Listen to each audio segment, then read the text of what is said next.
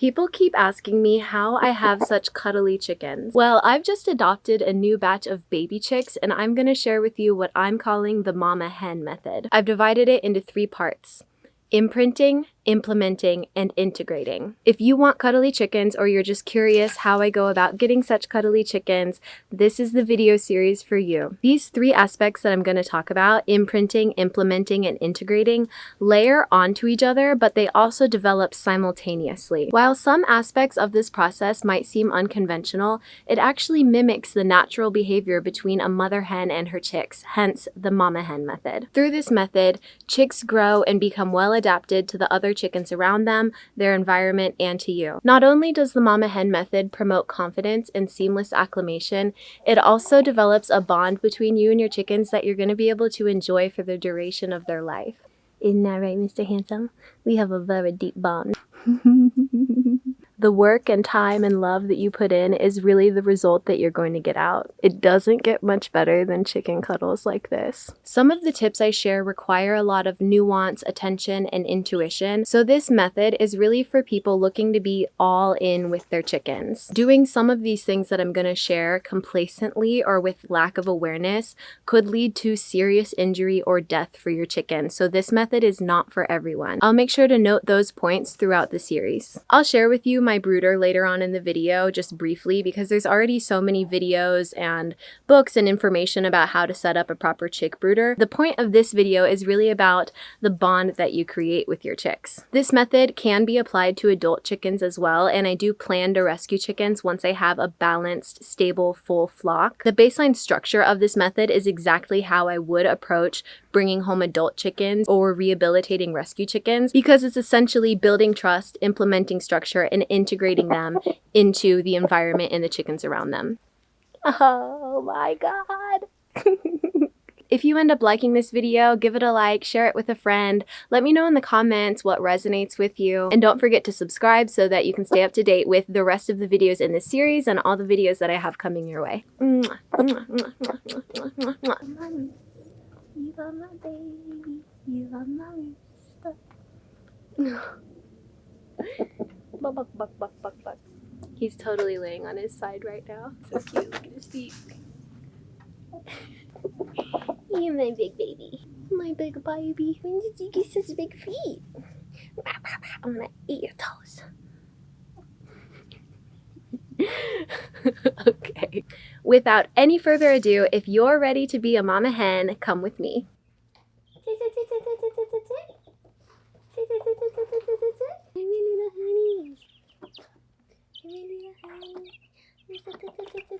So these are my new babies. They're taking a dust bath right now, which is so freaking cute. This first video is all about imprinting. Imprinting is a natural phenomenon that happens with chicks. The most sensitive time frame for imprinting is within a few days after they hatch. However, you can still encourage imprinting through a lot of consistency and time with them, even if you get them a little later. I've had these chicks for a week and a half, and a few of them are about 3.5 weeks old, 2.5 weeks old, so I did not get them in that window of time. I definitely want to hatch my own chicks someday, but I can't risk getting a rooster right now because I'm not in a place to expand my flock to accommodate either a bachelor flock or adding enough hens. They're still very receptive to imprinting at this age, and I'd say within the time that I've had them, we have gone deep in our bond already. You may see videos of a turkey taking care of a batch of chicks that was given to her either as eggs or as little babies because she was broody and she wanted babies, and these babies follow her around as if she was their actual mother. This is an example of imprinting in action, so you can essentially do the same thing just with you in place of their mother. Chickens are hardwired in this way, and you can utilize this natural tendency to kickstart the bond that you can create with your chicks. Chickens actually have incredible sight and recognition skills that develop within the first few days of hatching, so these baby chicks can already recognize and distinguish my face. Chickens have the ability to recognize up to 100 different faces, which includes different members of their flock, you, your significant other, your children, the family cat. They can spot the differences between all of you, and they develop different relationships between each and every one of them. Handsome.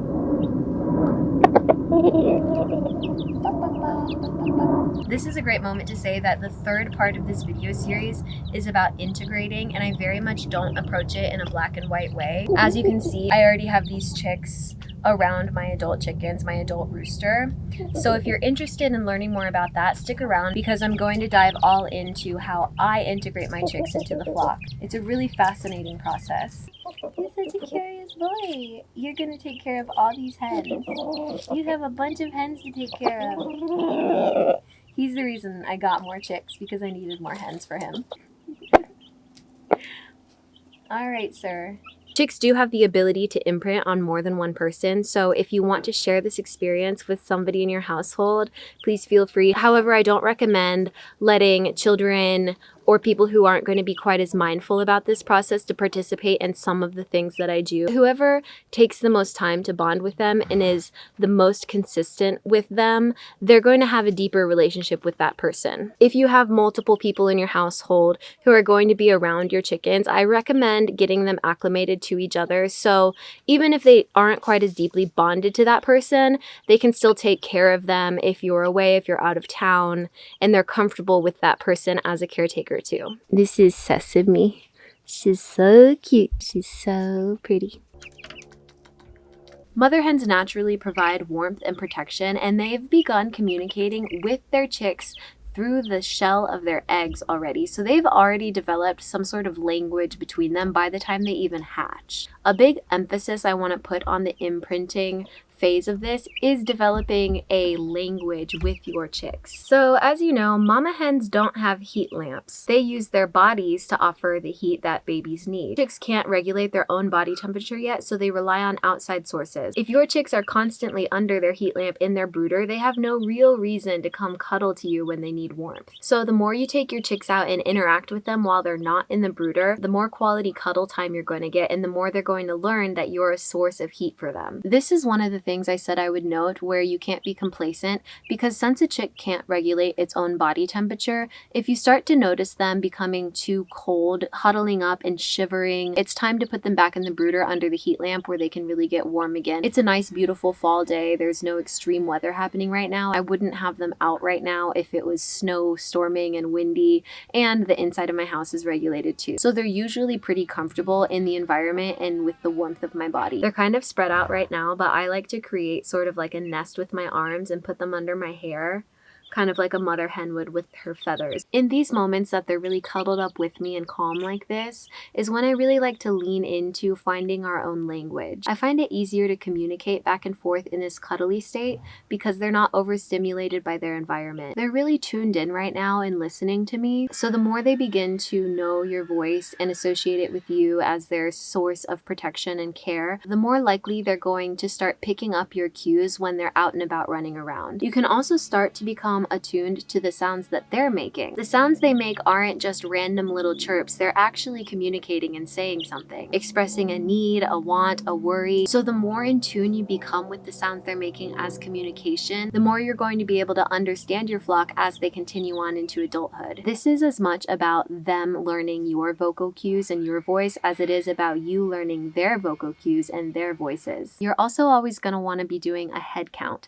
just to make sure there's not one straggler that got left out or it's tucked somewhere where it can't get enough air. Just like a mama hen is constantly making sure that she has all of her chicks together. I always have my chicks in a brooder when I'm not with them. Now, this is the aspect of the mama hen method that may seem unconventional. I actually try to spend a handful of nights with my chicks all night long. I essentially pull all-nighters with them in a sort of lucid meditative state to make sure I don't fall asleep and roll over on them while cuddling them outside of their brooder. So we're usually cuddled up on a chair or a dog bed. This is another one of those things you have to do with extreme caution. If you're somebody who's not going to be able to stay slightly awake and aware, I do not recommend doing this. If you toss and turn a lot, if you're a heavy sleeper, do not do this. Don't let your kids do this. I very much know that in these nights I'm going to get little to no sleep, but it's so worth it. You have a small window of time before they really start to get big. In these first few weeks, if I can just get anywhere between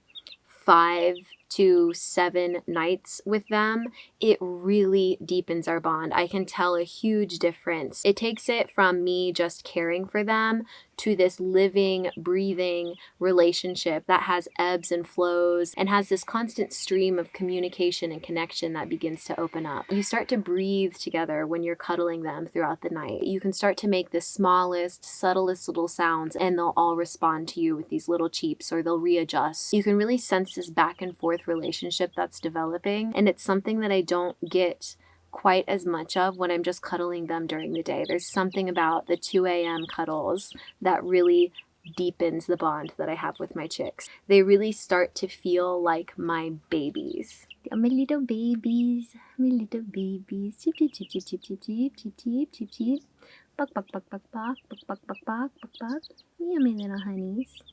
My little honeys. The reason I do this is to solidify the bond I have with them. A mother hen doesn't clock out and go to sleep at night away from her chicks. She spends 24 hours a day with them. So the closest I can get to that 24-hour mark, the more I feel like I'm really tapping into the most natural way of raising baby chicks as a mother hen would. As you begin to pick up on all of their cues and respond to them in a way that a mother hen would, being extremely attentive to their moment-to-moment needs, the more they're going to rely on you to make them feel safe and protected. They start to notice, oh wow, I just expressed that I was uncomfortable and Mama Hen pulled me in and made me more comfortable. Oh, I was feeling scared and she gave me this sound that I know that that means it's okay and we can be at ease. Or, oh, she's giving me this sound that validates that there is danger and I need to run back to her. That's really where they're going to start leaning on you for that support. In the first few days of having them, I usually do most of my cuddling indoors with them, and then when I take them outside, they already know me as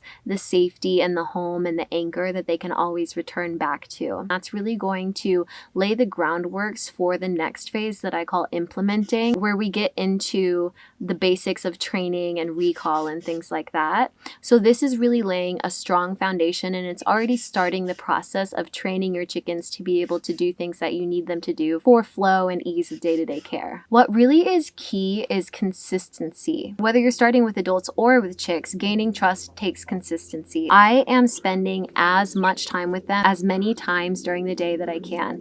Any free moment I have, I am with these baby chicks. If I'm doing computer work and emails, these baby chicks are on my lap. If I'm folding laundry, these baby chicks are in the laundry room with me. These first few weeks together make such a difference, and if you're not part of their development as they discover the world, they're not really going to lean on you because they've gotten to know the world without you. They might get along with you and not mind your presence, but they're not going to see you as something that helped them learn how to navigate the world. That really makes a huge difference with how your adult chickens are going to interact with you. I literally spend hours with them, just listening to them, talking to them, staring at them, watching them. Some people think there's a risk of over handling them and over socializing them with you.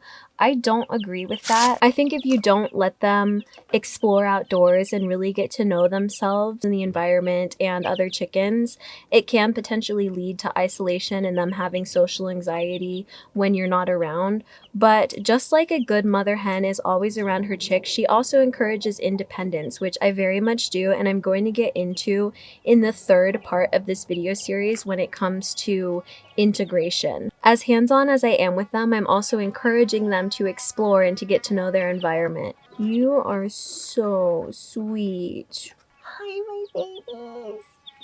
They're all behind me right now. They're so cute. This Momma Hen method can truly be transformational and so healing. In surrendering to spending as much hyper-present time as you can with them, you are living moment to moment with these chicks because you're listening to all their sounds, all the sounds around you. You're listening to your intuition. You're essentially stepping into the present moment in your environment and in your life with them, which is such a gift. So raising baby chicks or chickens of any age, developing this bond can be some of the most healing time that you get with your animals. Hi, Sebastian.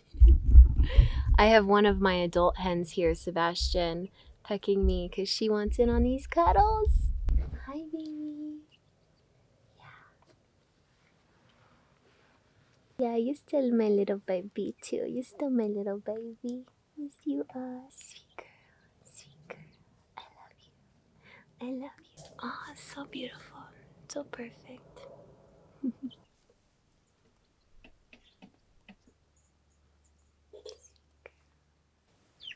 I have my babies calling out for me. But that's Mochi. It's Mochi! I don't know if you guys could hear that, but I heard Mochi calling out for me. And, oh no, Pipkies. You're okay. I heard Mochi calling for me doing the Mama Hen call, and I recognized her voice already and picked her up and comforted her. So now I've established that when she calls out for me in that way, I respond and, hi Mochi. And she gets the comforting that she needs. Sebastian might be a little jealous right now. I love my babies. I love my babies. I love my babies. Okay, we're gonna go inside and I'm gonna briefly show you my brooder setup just so you guys can see what works for me. And that pretty much wraps up part 1 of this 3-part video series. Hi, little cuties. Tick, tick, tick, tick, tick, tick, tick. Tick, tick, tick, tick, tick, tick, tick. Tick, tick, tick, tick, tick, tick, tick. Tick, tick, tick, tick, tick, tick, tick, tick. Good job! Tick, tick, tick, tick, tick, tick, tick, tick, tick, tick, tick. Good job! I still use the heat lamp method. I know that there are more developed, sophisticated, safer ways of keeping your chicks warm. It's worked for me and I have mine secured so it can't fall off, and there's also fencing, hardware cloth in between the heat lamp and where the chicks are, so it literally cannot go anywhere. And I have a little thermometer that I keep inside the brooder just to have like a general idea of the variety of temperature that they're getting and that they have access to within their brooder. This is just a horse watering tub that I emptied out, and just like basic bedding, food, water. I put it on top of these concrete blocks to prevent the bedding from getting in it as much.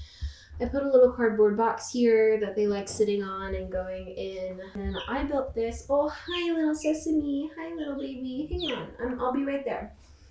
I'll be right there.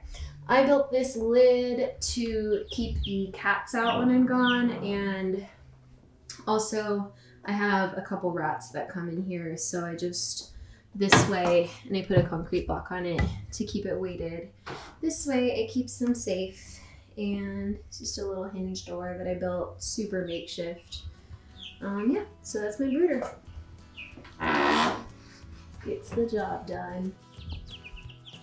I love you. Hi, Juniper. Hi, baby. Let me know in the comments if you enjoyed this video, if you learned anything, or if you have any methods for raising your chicks and chickens that create a really deep, lasting bond. Be sure to also click that like button and share with a friend who loves chickens or is thinking about getting chickens of their own, and subscribe to stay up to date with everything I have coming to you, as well as the next 2 videos of this Mama Hen series. I'm Madeline, this is Earthlings Uncaged, and I'm passionate about keeping animals safe and happy. Miss you, baby.